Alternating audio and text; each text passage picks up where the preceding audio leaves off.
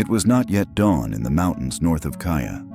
A thin mist like smoke covered the low hills, and the first crow of a rooster echoed across the dry fields. In front of the gate of an abandoned military post, a woman in a monk's robe stood silently, her pregnant belly already prominent, her hand resting on her stomach as if to soothe something that was tearing at her insides. She said nothing. No one dared to ask. Only her eyes, empty, tired, but with a storm brewing. As a young soldier approached, the woman pulled something from her sleeve, a half-burned military identification card, with the name clearly written, Ibrahim Traoré. No one understood what was going on. A pregnant nun appeared in the middle of a region that had seen fierce fighting. In her hand was evidence related to the president of Burkina Faso. Why was she there? How could it be related to a leader who is being hunted by dark forces? And most importantly, how could a woman who chose the path of a monk become pregnant in the midst of chaos? There are secrets that seem paradoxical, but they are the ones that reveal the truth of the times. Don't take your eyes off this story, because perhaps what awakens our conscience is not the speeches, but a small creature in the womb, under the bullets, that changed the course of history. Welcome to Ibrahim Traoré Stories, where the unthinkable becomes true. That morning, in the smoky border area, people saw a tattered yellow robe walking in the thick fog.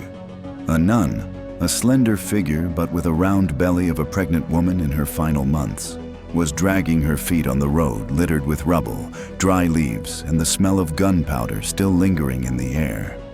On her shoulder was a man, blood from his shoulders to his arms, his face pale as if he was barely breathing. And, strangely, that person was none other than President Ibrahim Traoré, the highest leader of the country. If one did not see it with their own eyes, no one would believe it. A nun, who according to the precepts must remain pure, cannot get pregnant, cannot be involved in violence or power, was present in the middle of the battlefield, dragging a president amid the sound of bullets, smoke and curses coming from the fallen bodies. People hiding in the ruined houses only dared to poke their heads through the cracks in the doors, watching that figure as if witnessing a living legend stepping out of an ancient book. No one dared to speak. No one dared to ask, because the woman's eyes, tired, tormented, but determined, looked as if she was carrying an entire nation on her bare, bleeding feet. They called her Sister Anitha. In the quiet of the monastery, she had been known for her silent prayers, her calm presence, her devotion to the sacred chants that echoed through stone halls every morning. To the nuns, she was gentle and kind. To the villagers, she was just another quiet soul wrapped in saffron robes. But beneath the layers of cloth and silence, she was something else entirely. Long before President Ibrahim Traoré rose to power, there were whispers in the intelligence community. Whispers of a woman, specially trained, fluent in 6 languages, capable of disappearing in plain sight. She was not born in the monastery. She had walked through deserts, crossed borders without name, and once, they said, saved a high-ranking diplomat from a poisoning plot in Ghana. Her real name was not Anitha. It was never spoken aloud, only written in codes, buried in secure files under biometric locks. She was one of a few, chosen not just for skill, but for conviction, for the belief that freedom was worth more than fear, and that some wars required the gentleness of a woman who knew how to hold both a gun and a prayer bead. She entered the monastery not by chance, but by mission. The location was no ordinary sanctuary. It was positioned near a vulnerable border, a region where sleeper cells had begun to move, where threats whispered through underground channels. There, she waited. She prayed, she listened, and she watched. Until the day the sky burned and the president fell, not into the hands of soldiers, but into hers. It began like any other day. The president's convoy rolled through the dusty outskirts, heading toward a remote village where clean water was being promised where hope was finally knocking on doors long forgotten. Children waved from cracked doorways, and old men tipped their hats as the black vehicles passed. It was peaceful, too peaceful. And then came the sound no one forgets, the sudden burst of gunfire. They came dressed as farmers, teachers, even mothers with headscarves. But they were none of these. They were ghosts of a growing threat, a militant cell hiding in the guise of ordinary people. From behind carts and crumbling fences, they emerged with assault rifles and homemade grenades. The first vehicle exploded before anyone could scream. President Traoré's bodyguards, loyal to the bone, fought fiercely, but it was chaos. Screams tore through the village. Bullets rained down like a storm from hell. One by one, the president's protectors fell, shielding him with their own flesh, until there was no one left standing between him and the rising tide of terror. In the confusion, wounded and disoriented, the president crawled through back alleys, following the only thing he could remember: the monastery's bell, faint in the distance. He didn't know if he would make it. He didn't know if help was still possible. But she knew. Sister Anitha heard the gunfire before it reached the gates. She felt it not just in her ears, but in her womb, in the silent tremble of the unborn child that stirred inside her. The mission had begun. Not the one written in files or whispered through earpieces, but the truest one. The one that asked, how far can a woman go when the fate of a nation is in her arms? The first thing she did was shed her robes. Not all of them, just enough to move without restriction. Beneath the layers of saffron and humility was a body trained for moments like this. The baby inside her stirred again, gently, as if sensing the danger gathering outside. Her hand rested briefly on her stomach, then reached under a wooden altar, pulling out a long-forgotten case hidden behind incense sticks and prayer scrolls. Inside, gauze, surgical tape, morphine vials, and a small pistol.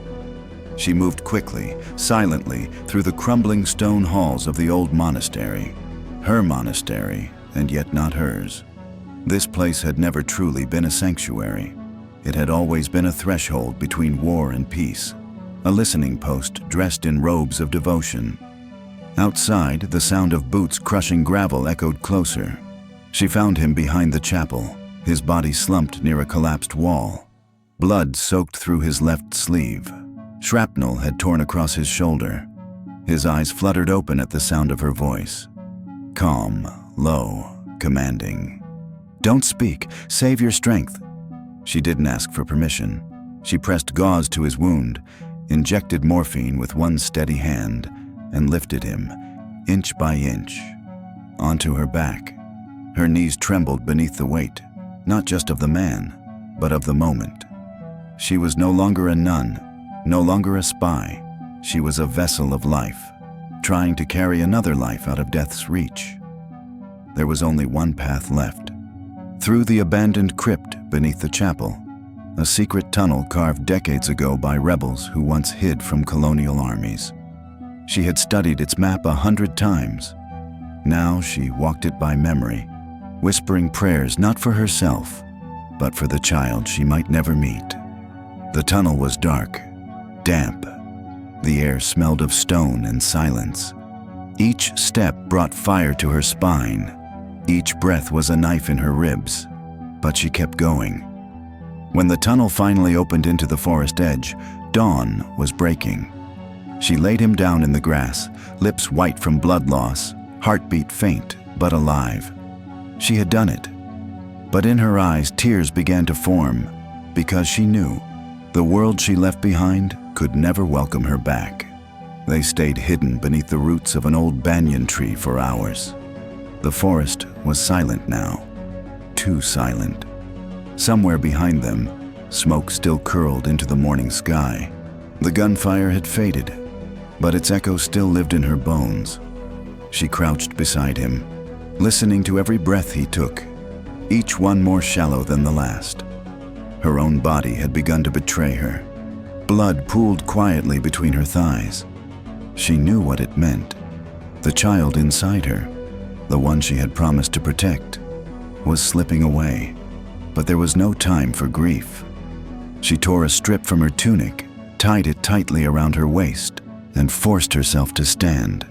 The extraction point was still 5 kilometers away, through jungle paths lined with traps and shadowed by men who would shoot first and never ask who she was. She carried the president once more, not because she had the strength, but because she had no choice. Step by step, stumble by stumble, she dragged him toward the rendezvous coordinates. Somewhere along the trail, he woke briefly. His eyes met hers, clouded, barely aware. But they held something more powerful than words. Recognition. Not of who she was, but of what she was doing. He tried to speak. She shook her head. Numbers save your breath. We're almost there. They arrived at the clearing just before dusk. A rescue team, disguised as humanitarian workers, rushed to lift him onto a stretcher. She stood back, watching, swaying like a candle in the wind. One of the medics reached for her, and she collapsed. When she awoke 2 days later, she was alone. A note lay on the wooden table beside her, unsigned but unmistakable in tone. You saved more than my life. You saved the soul of this country. There was no medal, no parade, just silence. She left the camp that same night, walking away from every name she had ever carried. The child inside her, miraculously, still lived. But she could no longer be Sister Anitha, or agent, or soldier. She was now something else entirely. A mother, a ghost, a keeper of the story no history book would ever tell. President Ibrahim Traoré returned to the capital 3 days later. Wounded, yes, but standing. His arrival was met with cheers, cameras, and declarations of resilience. The country, teetering on the edge of fear, found hope again in the image of their leader, alive against all odds. But he never spoke of what truly happened in those lost hours. When pressed by reporters, he gave the same answer every time.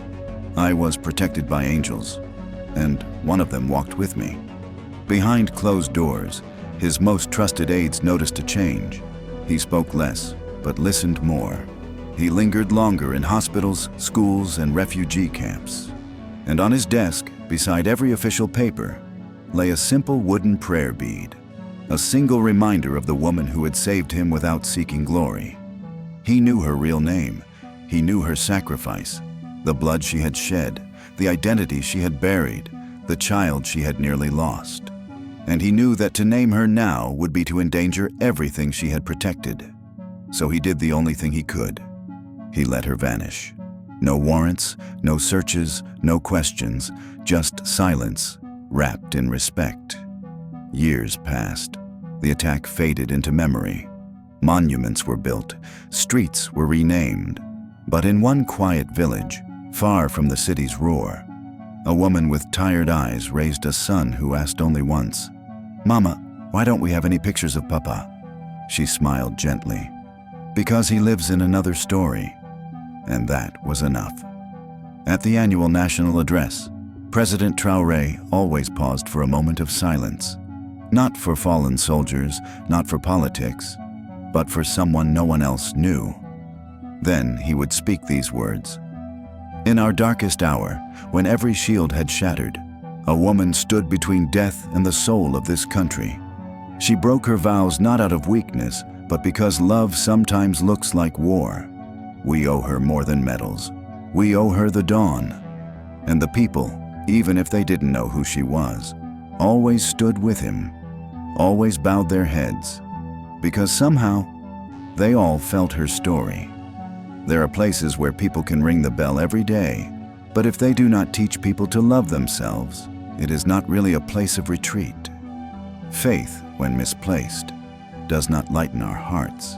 It only makes us lose ourselves. And if there is someone walking through life covered with dust, please remember that not every door marked heart leads to light. Some fires are not born to light the way, but to test whether we can keep our hearts awake. Mariam's story is not only a legend of courage, but also a lesson in sacrifice and unconditional love. She is someone no general or hero can compare to, because she understood that sometimes true light only appears when we stop looking for it and find ourselves in the darkness. President Ibrahim Traoré, after all he has been through, always remembers her. He never revealed who she was because he knew her life was not about shining, but about doing what few people could do, protecting what was most precious, even if it meant sacrificing everything. Thank you for listening to today's story. If it makes you pause, please leave a few thoughts. Each shared thought is a glimmer of light in a maze of buried secrets. And don't forget to subscribe to continue accompanying us on our journey to uncover the truth. Because sometimes a story told is the only way a silent soul can speak.